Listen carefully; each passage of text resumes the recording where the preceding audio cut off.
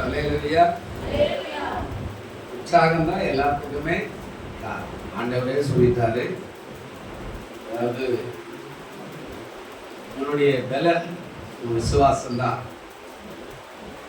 நம்பிக்கை போயிடுச்சுன்னா உனக்கு நன்மைகள் என்பது கஷ்டம் அப்படின்றார். அதனால நாம ஜெபிக்கிறோம்.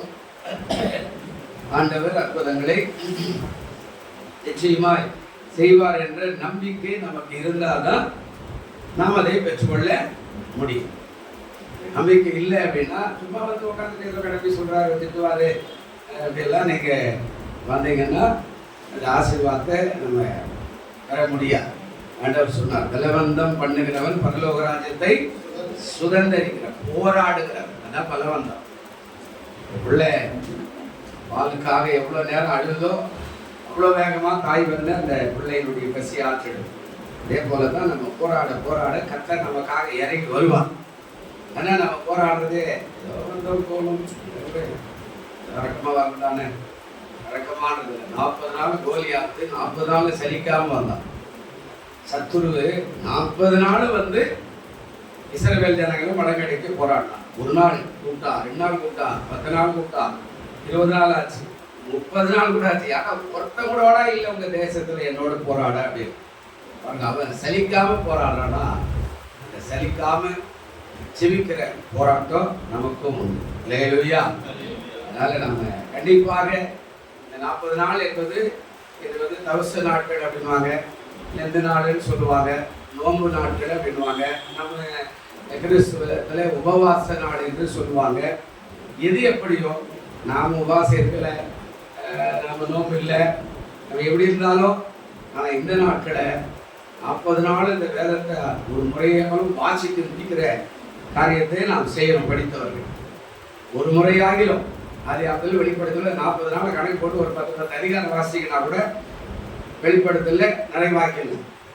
எத்தனோட பேசுவார், அது மேலே அபிஷேகம் வந்துடும். அல்லேலூயா.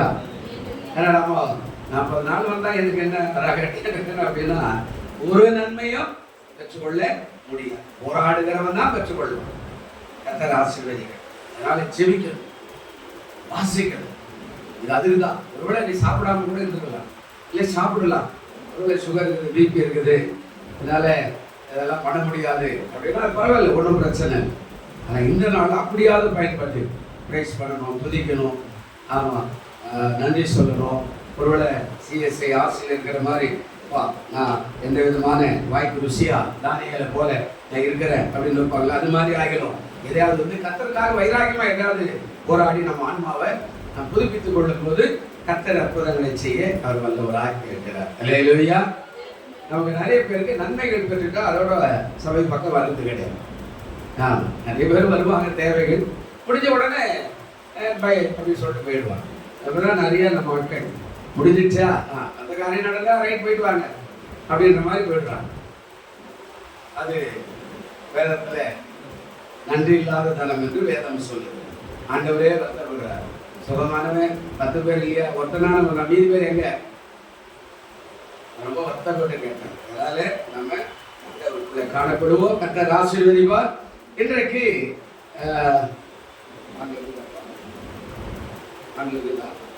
இன்றைக்கு 28வது நாள் கர்த்தரோடு அமர்ந்திருப்பது தலைப்பு. 28வது நாள் கர்த்தரோடு கூட அமர்ந்து இருப்பது தலைப்பு. வேதவாசகம் உன்னத பாட்டு 2ஆம் அதிகாரம் 1-8 வரையில அது காணப்படுகிற கர்த்தரோடு அமர்ந்து இருக்கிற ஒரு காரியம். உன்னத பாட்டு அப்படின்னா சாலமோன் வந்து அதாவது ஆண்டவரை மணவாளனாக தன்னை மணவாட்டியாக பாவித்து எழுதப்பட்ட ஒரு கவிதை. அதாவது ஒரு கவிதை நடைமுறையில் எழுதுறார். ஆண்டவர் எப்படி எல்லாம் இருப்பாரு,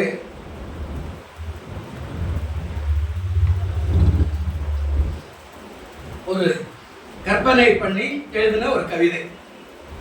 அதுதான் இங்க சொல்றார். அதுல 1-8 வசனம் அழகா சொல்றாரு. அங்கே ஒரு சகோதரி சுனமித்தியார் அப்படின்ற ஒரு சகோதரி இருக்கிறாங்க. அவர் பேரை வச்சிருக்கிறார் சாலமோன்.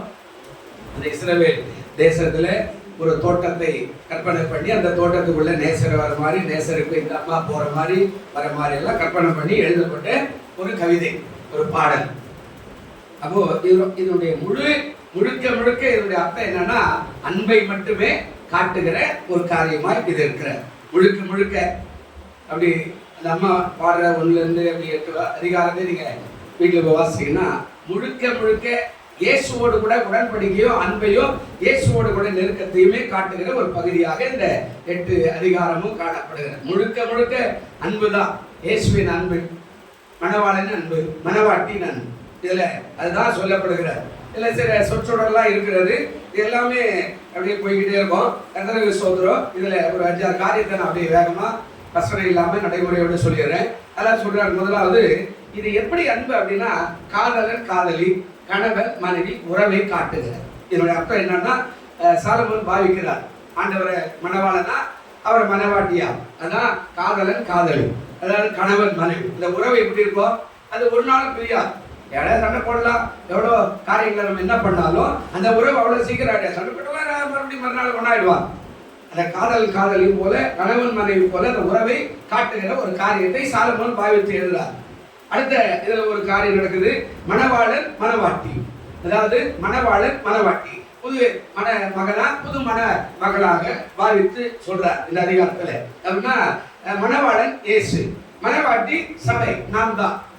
மணவாளன் இயேசு, மணவாட்டி சபை. அதனால தான் நம்ம கற்புள்ளதா இருக்கணும் அப்படின்னு சொல்றோம். ஒரு பெண்ணு இன்னொருத்தனுக்காக எதிர்பார்த்து காத்துக்கிறாங்க அப்படின்னா, தன்னை முழுமையா ஆவி ஆத்மா சரீரம் ஒருபோதும் பழுது இல்லாம கெட்டு போகாம கரை இல்லாம திரை இல்லாம அந்த மணவாளனுக்கு தன்னை அர்ப்பணிக்கிற ஒரு காரியத்தை அங்கே காட்டுகிறது போல உலக பிரகாரமா அதே போல சபையாகப்பட்டது கரை திரை முதலான எல்லா காரியத்துக்கும் விலகி பரிசுத்தமான மணவாளனா இருக்கிற இயேசுக்கு தன்னை அர்ப்பணிக்கிற ஒரு காரியம். அதான் சபையில் அடிக்கடி பரிசுத்தத்தை பத்தி பேசுவாங்க. எப்பவும் பரிசுத்தத்தை பத்தி, கற்பை பத்தி, அன்பை பத்தி, ஐக்கியத்தை பத்தி எல்லாத்தையும் பேசணும். அப்படின்னா அதாவது சபை கரைத்தரையற்றதா இருக்கணும். மணவாளன் வரும்போது மணவாட்டி எப்படி இருப்பாங்களோ அது பாருதான். அவரோட இன்னைக்கு நம்ம பிள்ளைங்களே பாத்துக்கிறாங்க.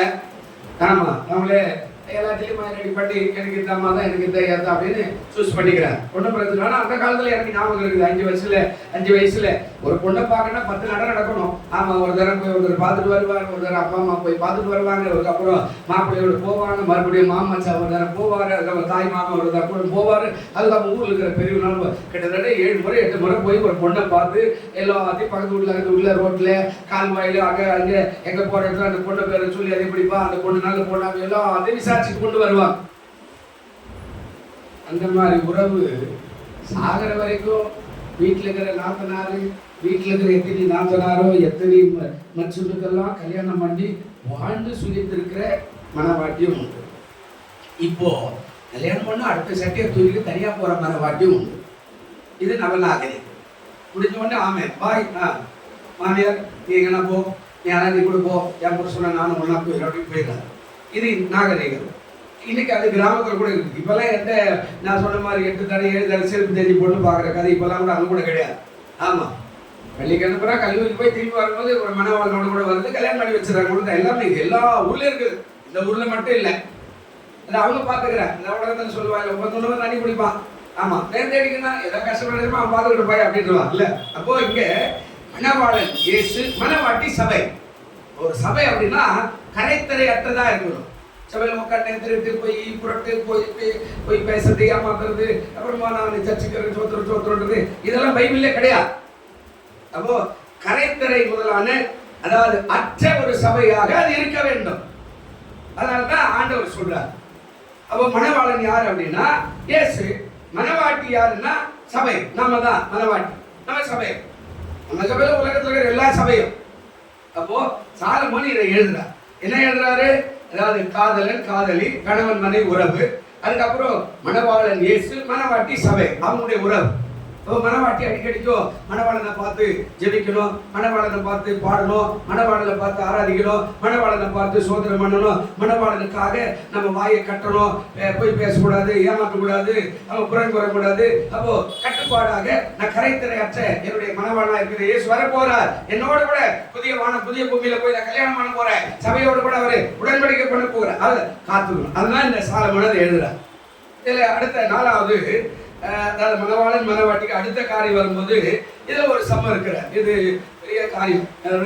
அப்படியே அப்படியே உள்ள போது கூட நிறைய சம்பவம். இதுல விருந்து சாலை அப்படின்னு ஒரு பதம் இருக்கிற இதுல இது எல்லாத்துக்கும் 8வது வசனம் வரையில விருந்து சாலை அப்படின்னா என்ன அப்படின்னா திராட்சை ரச வீடு. அந்த காலத்துல இஸ்ரவேல் ஜனத்துல திராட்சை ரசம் இல்லைன்னா கல்யாணம் கிடையாது. நம்ம ஊர்ல பாயாசம் இல்லை கேசரி இல்லை பிரெட் அல்வா, அதுக்கப்புறம் ஏதோ ஒன்று ஸ்வீட்டு, இதை மைசூர் பாக்கு எதுவும் ஒன்று வைக்கிறாங்களே, அது மாதிரி அந்த காலத்துல இஸ்ரவேல் தேசத்துல எருசலேம்ல அதாவது கல்யாணம்னா திராட்சை ரசம் இல்லைன்னா அது கல்யாணம் கிடையாது.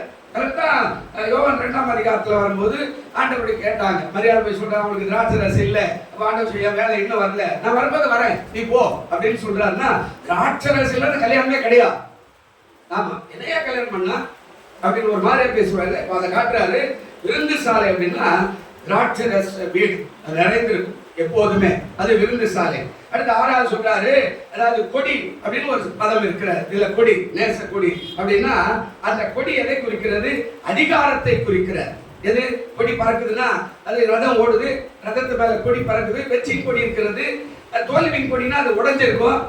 அந்த கொடி இல்ல, வெற்றி கொடி மேல பறக்குறது, பறந்து நேரத்துல போர் செய்து வெற்றியோடு கூட வரான். தாவீது வரும்போது சொல்றாங்க, ஆமா சவுல் கொன்றது 1000, தாவீது கொன்றது 10000, ஆடுறாங்க பாடுறாங்க களிப்பு.